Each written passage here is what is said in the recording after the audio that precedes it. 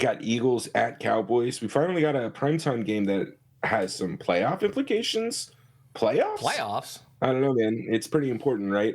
Dallas needs to win this if they want to be able to have a chance at the 1 seed in their division. Yeah. I mean, if they lose this game, they have a tough schedule after this. They might end up being the 5 seed going on the road for the first round of the playoffs. They do not want that. Let's do it.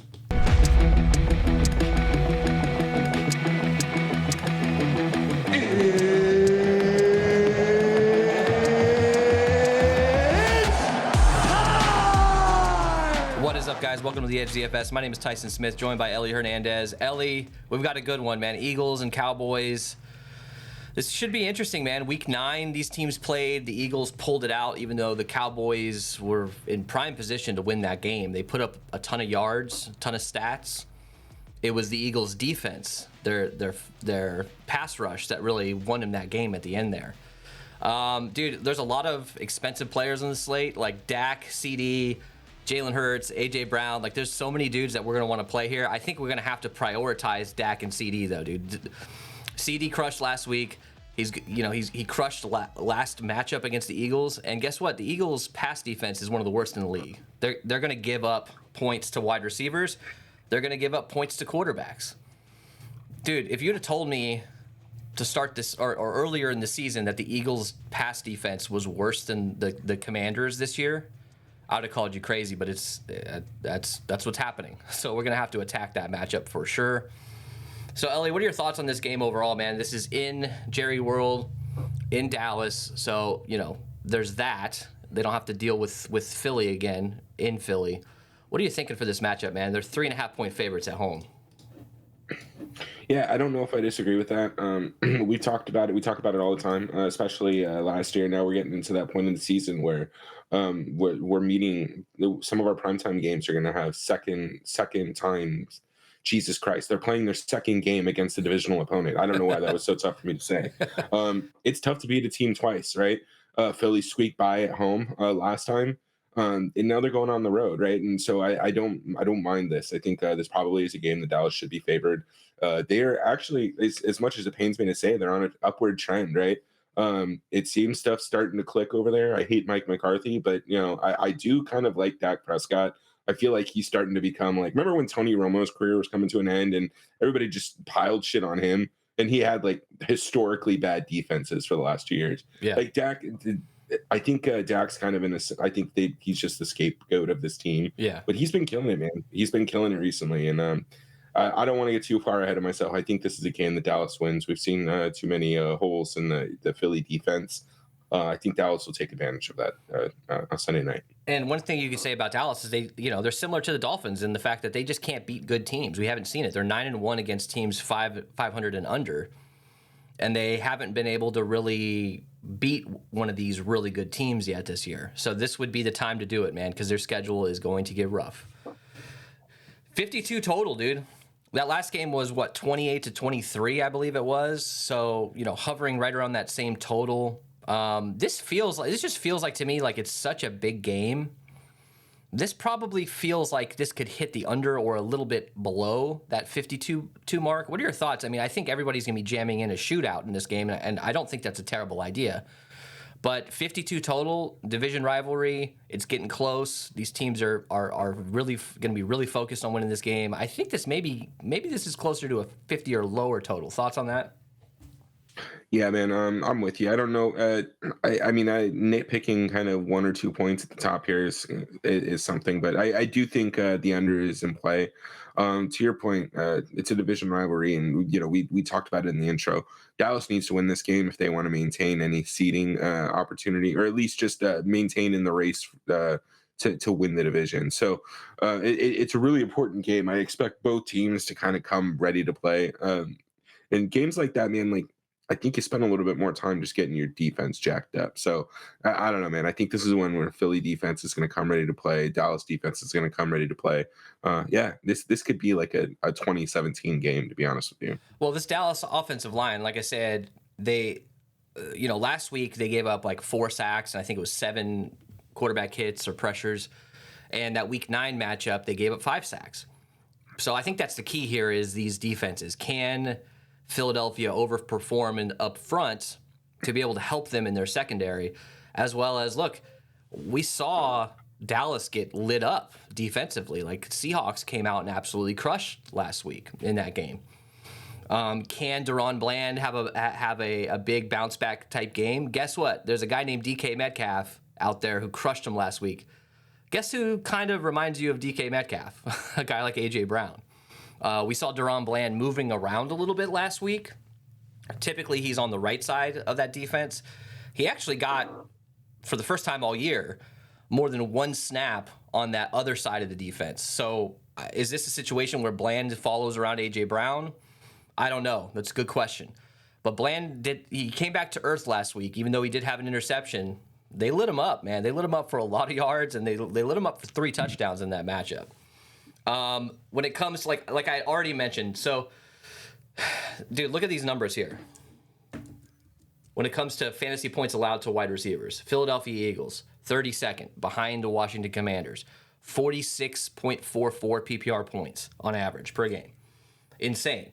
You look at the quarterback fantasy points allowed, 32nd, dead last. So this team seems to be doing, if you look at this numbers here, this is from the Fantasy Fellowship on TikTok. Check them out, follow them. 16, this number here, 16.33 points per game to running backs. That seems to be their stronger suit, and as well as against tight ends. But these quarterbacks and wide receivers, man, I feel like everybody on this Dallas team is in play as far as pass catchers, tight ends, 3rd, 4th, 5th string wide receivers. Everybody is probably in play, especially considering we're going to have to pay down significantly to be able to fit 3 or 4 studs into your matchups. What matchup jumps out to you besides this pass catchers for Dallas? Like, are you interested in any of the run games in this game? I feel like, to me, the run game for both sides is probably going to be lower owned in a game like this. Thoughts? Yeah, and so look, Dallas, I know I've had a kind of a thorn in my shoe since the beginning of the season, since when it comes, that's a weird fucking analogy. I don't know why that came to my head. But anyways, man, Rico Dowdle's not a guy I was high on in best ball.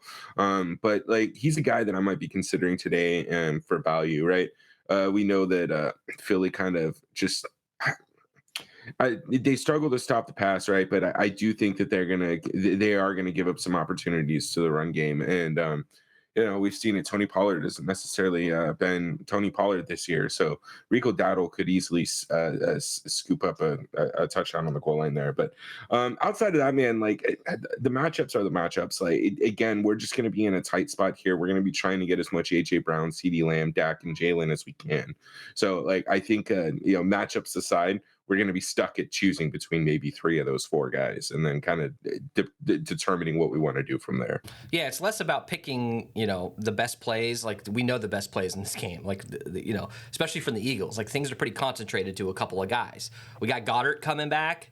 So look, there's decent options obviously on both sides. It's going to be trying to find ways to find value and make value work where we're comfortable. But I don't think we're going to be comfortable by any means, because I think we might have to punt, quotation, twice potentially.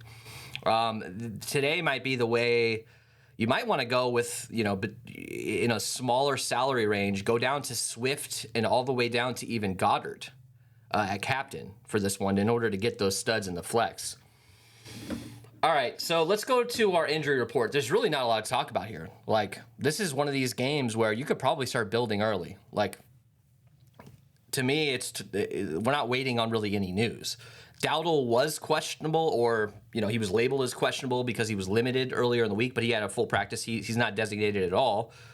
And you got a guy like Peyton Hendershot, who we've been talking about, I feel like, for weeks. He was designated to return. They have to activate him, or he would have to be back on the IR for the whole year. So he's going to play in this game.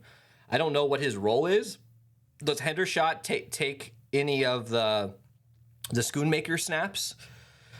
More than likely, he probably takes the Sean McKeon snaps, but this team likes to run three tight ends quite a bit. So I think all these tight ends are in play, but a guy like Ferguson, to me, is still in a really good spot and actually a pretty decent captain option. But the big news here is Dallas Goedert coming back. He got hurt in that Week 9 game at the beginning of the 3rd quarter or something like that, and he's been out ever since. So he's going to come back. His first game back will be against the team he got hurt against. So what jumps out to you injury-wise? I mean, there's really nothing to talk about here, man. This is pretty straightforward.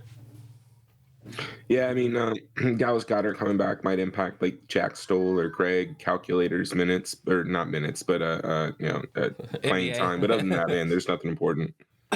And to me, a guy like Goddard could actually be the key to this, helping this offense get back in a better groove. Not having not having any tight end really at all. Like they had Grant Calculator and Stoll and some of these other guys that just were not in a position to be catching passes out of the backfield. This could open up some more space for some of these other pass catchers like A.J. Brown and Devontae Smith with a guy like Goddard back. All right, let's jump into anything else to talk about here. You want to just jump into talking about some of these salaries here? And by the way, guys, this is our Sunday night show, so it's a little bit shorter. We're trying to get this between 25 and 30 minutes. Anything else to talk about here, dude? I'm good, dude. All right, let's jump into DraftKings here.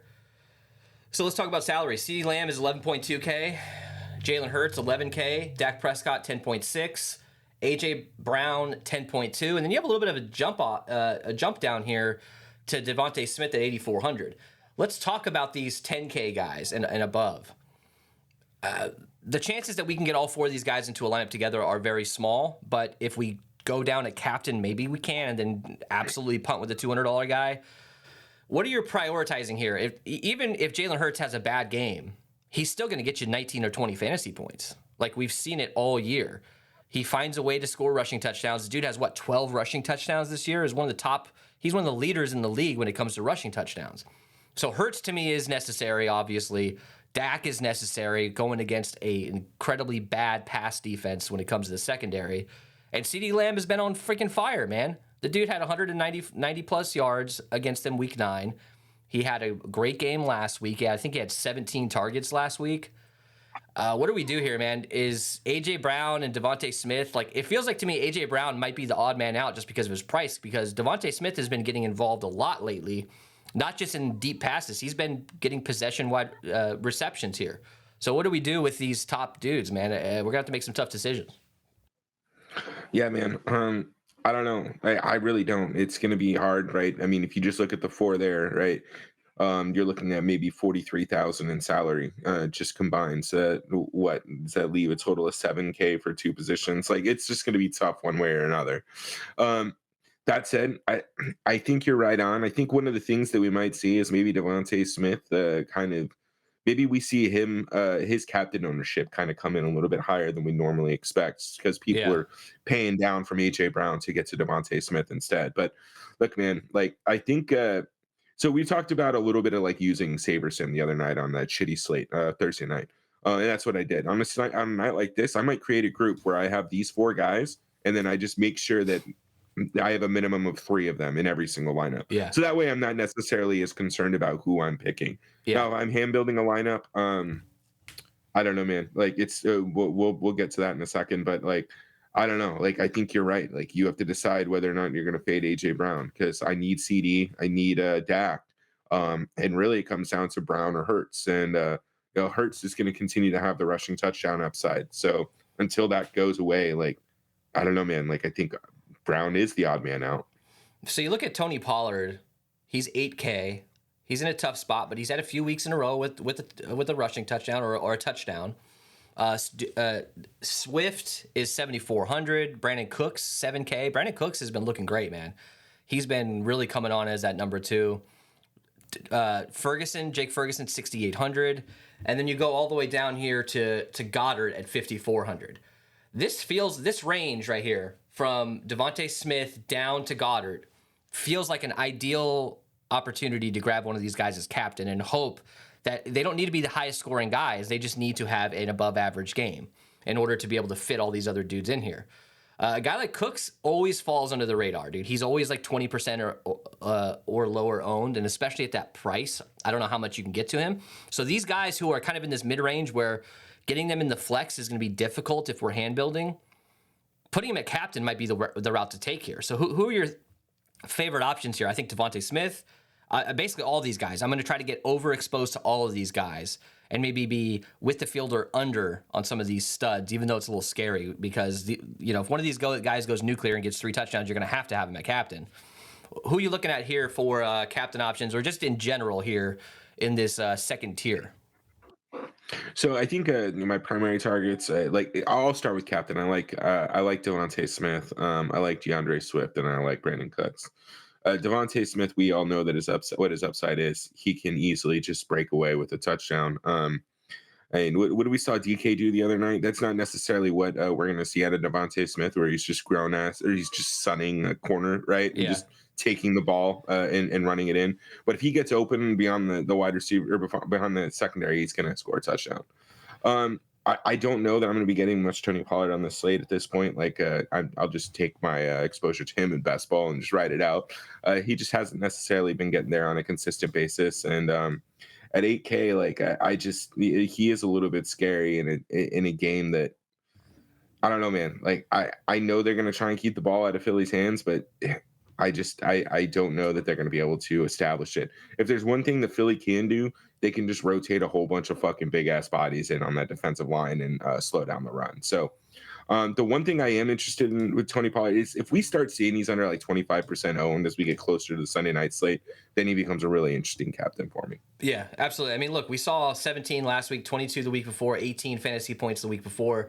The week 9 matchup, he had 9 fantasy points. He seems to be on fire lately. He's had 3 straight games with a touchdown, but it's one of these situations where, yeah, if everybody's getting 15 plus fantasy points in this matchup because there's a ton of yards going around, does he make the optimal? He's probably one of the only guys that I would be like, all right, if I got under the field on him, I'd be okay with it. But it's still not comfortable to me because he's still Tony Pollard. Swift is a guy, it's a tough matchup, but Swift can get involved in a lot of different ways. And, with Goddard back, maybe this opens things up for this offense a little bit more, both in the run game and in the pass game, even down to the running backs. Dude, Brandon Cooks had another touchdown last week, 7K. This guy might be the most underrated player on the slate when it comes to his upside. And a guy at 7K that I could probably get at 3% ownership in the captain spot, dude, he might be like one of my favorite captain options. In this entire slate, being able to fit all these dudes in. Cooks at 7K is good. Ferguson, 6,800, dude, and Goddard. Thoughts on both of these guys? Ferguson is always in a good spot. I mean, it feels like he can always get a touchdown and get 8 receptions and 70 yards. Goddard is a question mark, dude. I don't know that anybody's going to play Goddard this week at 5,400. Thoughts? Yeah, man. I like Fergie. I like Jake Ferguson. I think he's fine. I think he's more of a flex play. I'm not going to have any of him at captain just as this offense gets whole. And then, Dallas Goedert, 5,400. He's a viable option as well. We know what he's supposed to be able to do, right? The team felt comfortable moving on from Zach Ertz because they thought Dallas Goedert would be the guy. He had an injury. Now he's back. So hopefully he can bring it in. At his price, man, he's an interesting captain play. He has 50 yards and a touchdown. He might be the optimal captain at that price. Yeah, with that price, absolutely. Aubrey, 5K. Jake Elliott, 4,800. You got Kenneth Gainwell at 46. These defenses, 4K for Dallas, 3,600 for Eagles. Can we consider playing these defenses? I think we can. And I think this is actually okay value because all it takes is one Dak pick or fumble or sack, scoop and score, or a Deron Bland pick 6 or something like that to really propel these guys into that 7, 8, 9 point range that might get you there at that price tag. We gotta consider sprinkling in some defenses here, even though this should be a relatively higher scoring game, right? Yeah, I mean, look, if we don't find any other value we're comfortable with, like I think the potential upside of a 3,600 price player and a 4K price player is fine. But just be modest with it, be moderate, and be safe, right? We saw it the other night. It was a fucking 30-point total, and was either defense in the I don't think so. No, I don't think so. Yeah, so just be careful, right? Like I think this is some like we keep an eye on line movement. If it comes to 50 after the 52, then maybe it's something worth paying attention to. But otherwise, if you're sitting with 4K left and you can choose between Eagles, Cowboys, or fucking Rico Dowdle, I don't know, man. Like it might be fine going with one of the defenses. So Gallup trending down. Obviously, he's still going to be on the field a little bit, but Jalen Tolbert is trending up, 2,800. I keep talking about this guy every week. He did have a touchdown in Week 9, his only touchdown of the year against the Eagles. And to me, he's one of these guys that it's just not showing up on the box scores. We've seen some deeper passes to him that just haven't been completed. I feel like one of these games, he's going to have a 60-yard touchdown.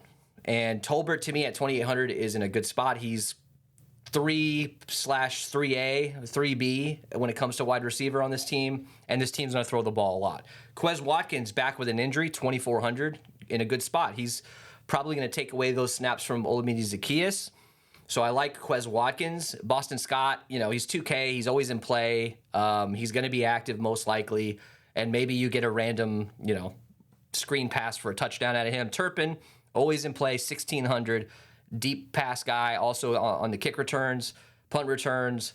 Schoonmaker, 1,200. I could keep going. I could keep going and going and going here, but I think this is probably the lowest I'm going is probably Schoonmaker or Turpin. But I don't mind getting a little bit of Hendershot. Albert O got some snaps last week. Doesn't mean he's going to get involved in the pass game necessarily. Who are you liking here value-wise? I don't think we need to go really much lower than Schoonmaker, right? Yeah, I don't think I will be. I think Quez, Turpin, Schoonmaker are probably the priority guys. Like, if you want to be real weird, I don't mind getting a Boston Scott lineup in a 150 max. I wouldn't do that in like a single entry or fucking 20 max even. But if you're running 150 lineups, you want to get one of these guys, that's fine. Outside of that, they're comfortable value. I don't mind. I'll rotate a few in. So let's get into this. Let's get into building here. All right, so let's talk about this for a second. We'll build our single entry here first and kind of establish where we want to go with that. Then we'll jump into GPPs.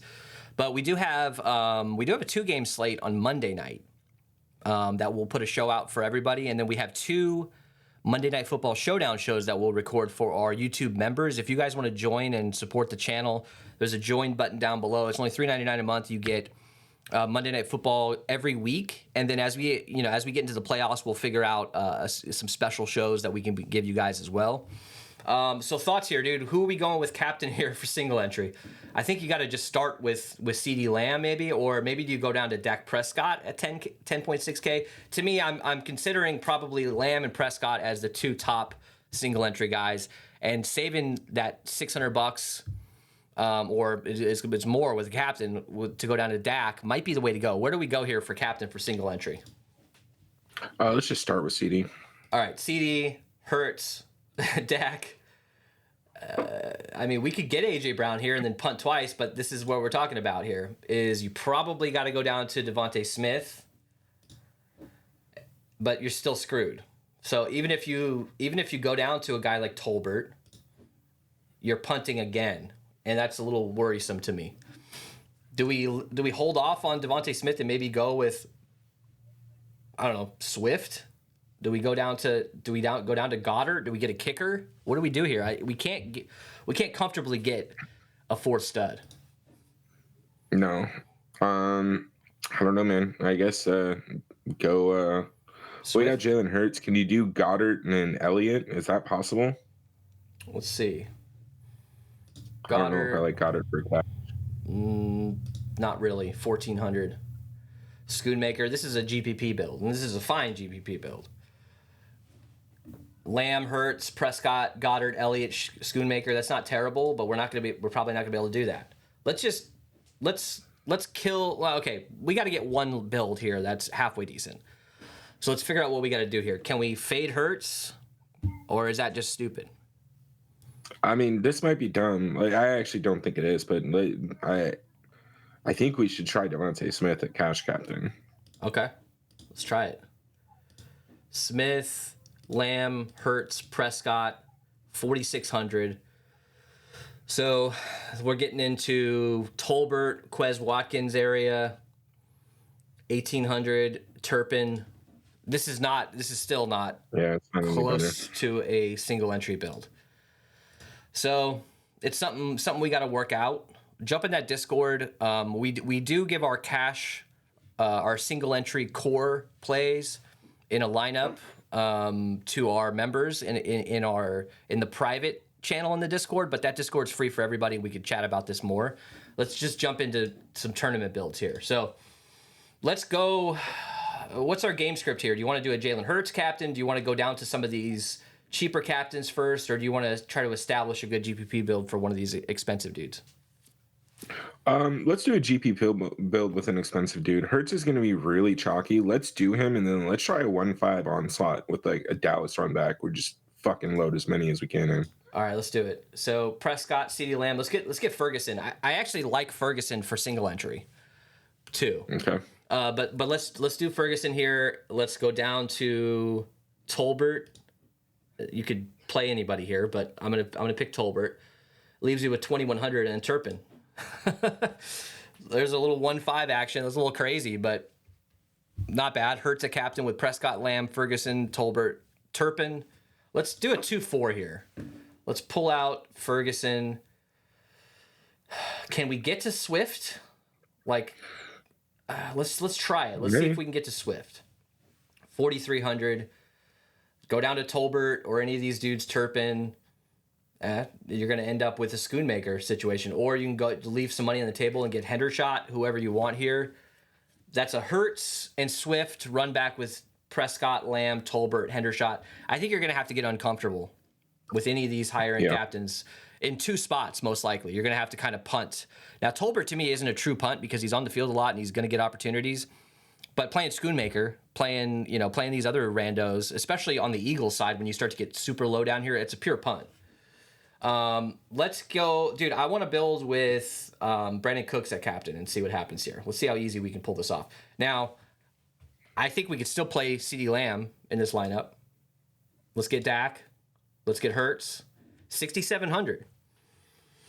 So you want to find our value first? You want to go with Quez Watkins or something here? But dude, we're still stuck with Hurts and none of his main studs, and these guys are going to get involved. It's just not fun.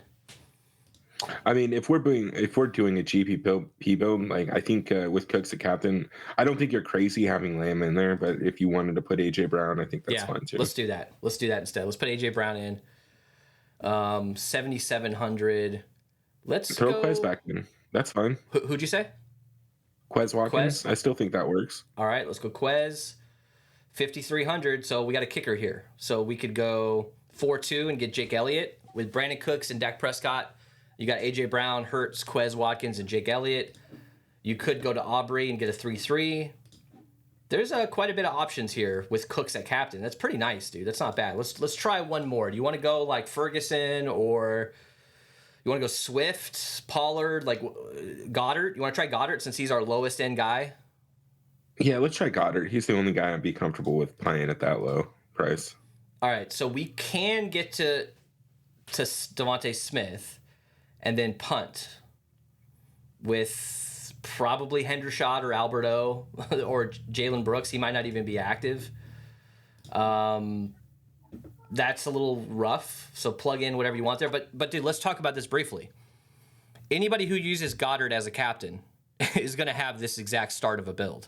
Like this lineup, right. Even though Goddard might be 2% owned or 1% owned in the captain spot, all those 1% of 150,000 plus entries are going to all be the same type of build. So instead of Devontae Smith, maybe we go down to maybe we get Swift, or maybe we get Cooks in here. I don't know. Where would you go? Let's actually go with Cooks. I kind of like that, to be honest with you. 2,100. Schoonmaker, Turpin. So this is a 2-4. That's interesting. You want to build one more build here, dude? What do you think? Let's do it. So we know what Let's do an AJ Brown captain. We haven't really built much with AJ Brown. Yeah, we haven't. All right, so what happens in a world where AJ Brown gets 2 touchdowns? Probably we haven't seen Devontae Smith and AJ Brown go off a lot, even though last week they kind of did.